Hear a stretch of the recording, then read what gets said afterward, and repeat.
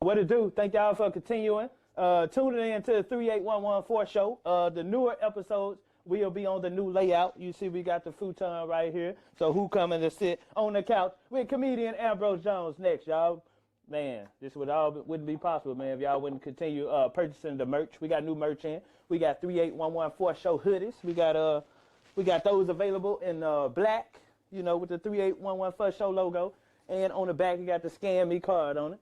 That way it'll go straight to the website if somebody behind you and they scan it. We got those available in white, and we got them available in black. This the white, icy white honey bun. You know, from sizes to small to 4X. You know what I'm saying? Make sure y'all go to the website, 38114 show. Get y'all one. You know, we also got 38114 show masks available on the website. We got those available in blue, gold, and white. You know what I'm saying? You need your mask when you go out because you can't go in the store without a mask.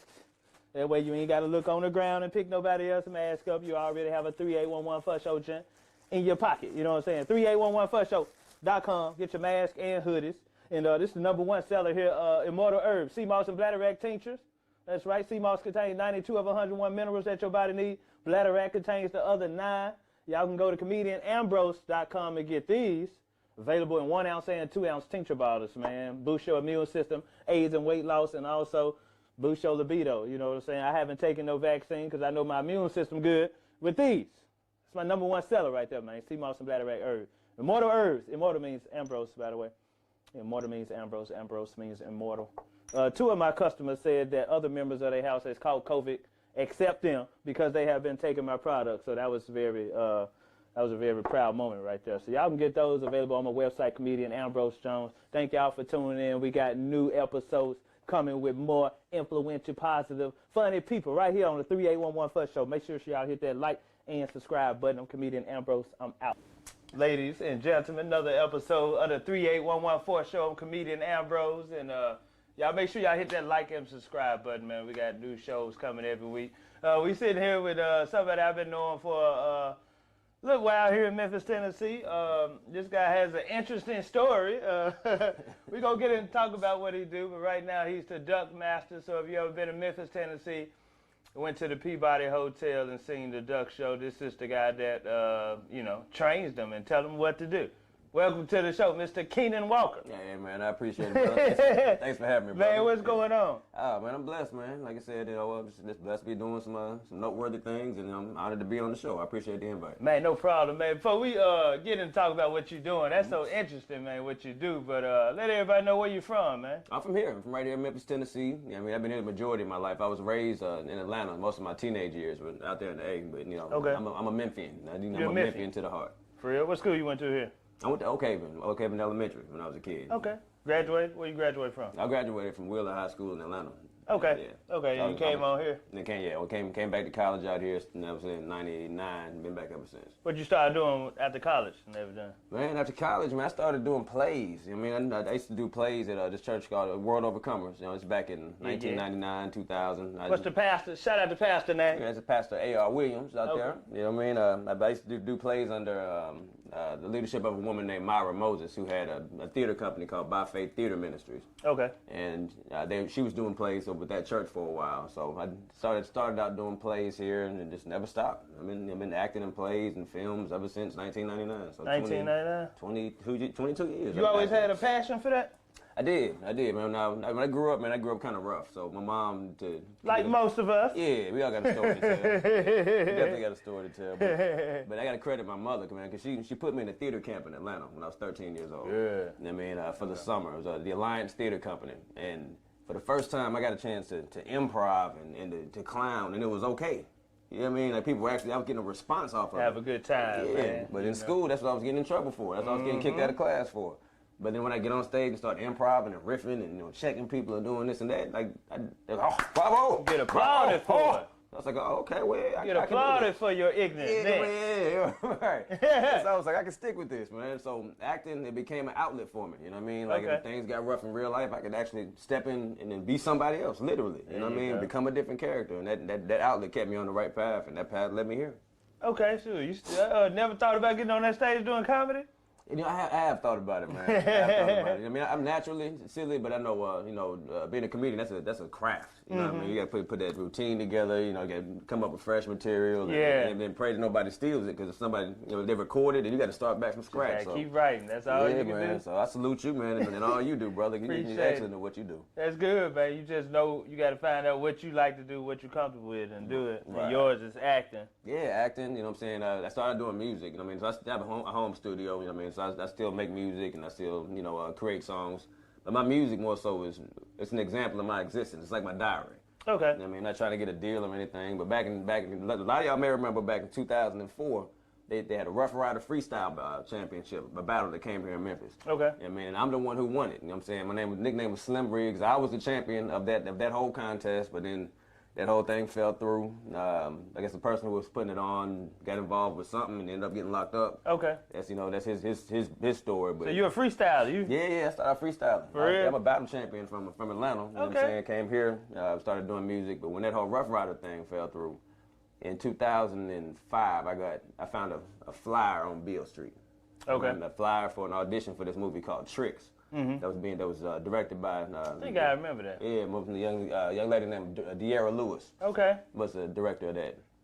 And something in my spirit told me, man, like if I go down there and I audition for this movie, I'm gonna get in this movie. Mm-hmm. Right? Because I was kind of discouraged about the music thing at the time, so I was like, let me be focused on this acting thing a little bit more. That seems to be opening more doors and what I mean, putting people in the seats.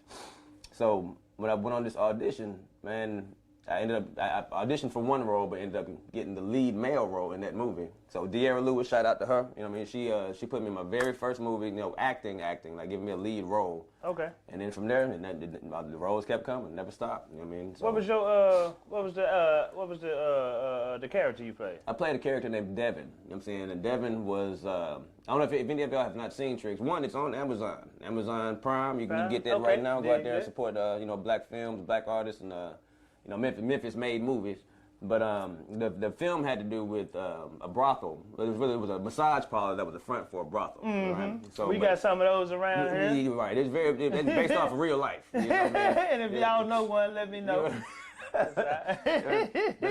But see, what the movie did was it went into each one of these women's stories, who worked at this massage parlor and told why they did what they did, why they worked that particular profession. Go check that out. Right. It's a good movie. I'm proud of it. You know what I mean? But the character I played ends up dating one of the women in the massage parlor. He thinks that she's just a masseuse. Okay. That's it. Ah. I mean, but then as the story unfolds, later on, you find out a little bit more, and then chaos ensues. So yeah, check out Tricks. Tricks the movie. It's on Amazon Prime. We can watch that right now. I'm gonna go watch that later. Is that based on a true story? It's based off. You know what? If I'm not mistaken, and I think De'Ara was working for a news station or something like that at the time, and she ran across a story on prostitutes and the life they live, but I don't think she appreciated how these women were being portrayed. I mean, they weren't being portrayed as people. They were being portrayed as I guess this whores, you know what I mean, this objects of lust and not people. You know what I'm saying? So I think she wanted to go and tell the backstory of what these women actually went through. They got to get their money too. Yeah, everybody's got a story to tell. Everybody else doing what they do to get their money. You can't judge nobody. Yeah, can't knock nobody's hustle, man. I forget you make ends meet. That's what you do. They probably keeping families together out here. You know what I mean? Because I know a homegirl, she stripped, and she said a lot of married men just come in there and just want somebody to talk to. Exactly. They don't even be want to do nothing. They just pay them just to have that. It's just an outside ear. You know what I mean? That's what I'm saying. That's messed up. Married men got to go to the strip club. That's what I'm saying. They serve more of a purpose. And sometimes strippers are therapists, you know what I mean? Yeah. And not just entertainment. So shout out to the strippers. I got love for y'all too. Play a lot of roles, man. Absolutely. So acting, that's what music, that's your first passion, then acting. Right. Just anything. We got black folk, we got to find an outlet, just find something we love to do, man. Because the thing is, we're multi-talented, man. But see, a lot of us don't tap into what our passions are because we don't see anybody outside us doing anymore. That was hard. You don't see nobody outside your family doing nothing extra than working. Yeah, exactly. You know what I mean? So it's hard for you to step out there. Right, I'm gonna be in movies. It's like, what if you don't sit down and do something that's gonna bring some money? Do comedy, like what? Yeah, man, but man, I think as a people, man, like I think we're just blessed to be multi-talented. You know what I mean? Whether we realize it or not. So I mean, I guess my advice to anyone who might be watching this, just find something you're passionate about. I don't care if it's, working on cars, if it's painting, if it's, working out, whatever, you know what I mean? If you find something that makes you feel fulfilled, you know what I mean? Make money out of it. You can make money. Yeah, there you go. There you go. And it won't feel like work. It won't feel like work. And then you'll still be working, but it won't feel like it. We working right now. It don't even seem like right. So what kind of jobs you work in between you acting and... Oh, man. Well, like I said, growing up, I got in a lot of trouble. So I did 5 years probation. You know what I mean? So it was rough. You know what I mean? I did, here in Memphis? Yeah, here in Memphis. You got caught up here in the Memphis streets? Well, no, I got caught up in the Atlanta streets and was on probation here in Memphis. You know what I mean? So you had to walk a clean slate. Yeah, I had to walk, I had to get a travel permit. You know what I mean? I could only if I went outside of Mississippi or Memphis or Tennessee, I had to get a travel permit. So did you make it? I made it though. I made it. You know what I mean? I made it. It was rough. Don't get me wrong. I worked at every factory in this city, man. I worked at Darby. I worked at Orgel Brothers. I worked at Technicolor. I couldn't do FedEx because I had a record. Oh, okay. You know what I mean? It's expunged now. Thank you. By the grace of God. After all this time has gone by. I couldn't even work at FedEx back in the day. So, so working in, factory after factory, temp service. Yeah, Johnson & Johnson warehouse. J.C. Penney warehouse. Yeah, man. I've covered some ground as far as warehouse work. You know what I mean? And all the temp services in the city. But, yeah. Ramstar. Yeah. Look, I ain't calling it. But I think that and acting, it kind of balanced it out because, of course, there was no inspiration in working in factories. That's just how, I got my forklift driver's certification, cherry pickers, man. I was back. I could drive them cherry pickers. Right. But that wasn't a source of inspiration. So I think the acting, you know what I mean, and creating music and then having to work in these factories, it kind of balance each other out. But that's the thing about being an artist, man. You got to have sense enough to do something that's gonna bring in the guaranteed money while you're building, your dream. You know what I mean? Trying to find a way to make money doing that. You can't just be out there talking, I'm gonna make it. Right. But you're not bringing no money in. You know then use that money from your job to fund your passion. Your dream. Right. You gotta invest in yourself. Absolutely. I be making money, I be wanting to spend, I be like, shit, I gotta put it right back. I gotta put it right back into the... Okay, man, all these. How you get introduced into the what is it called? The duckmaster. Duckmaster. That's what it's called? Man, well, yeah, they're duckmaster. Explain to everybody what is a duckmaster. Well, what the duckmaster is in 1940, there was a black man by the name of Edward Pembroke. That's right, give us our credit, black man. A black man named Edward Pembroke, who was hired as a bellman at the Peabody Hotel here in Memphis, Tennessee. And at the time, like I say, he was only hired to be a bellman, but the Peabody had these 3 ducks that lived inside the fountain because 7 years earlier, the general manager of the hotel went duck hunting with a friend of his in the middle of the winter.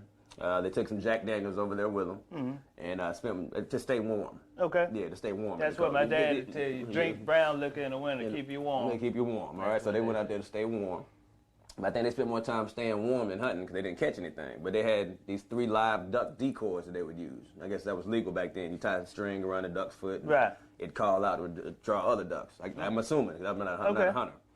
But they came back in the middle of the night, and they took these live ducks as a practical joke, and they set them loose inside the fountain, inside the Peabody. Right? Ended up leaving them down there, and then the general manager woke up the next morning in a more sober mind state, and then realized, I just left 3 ducks down there.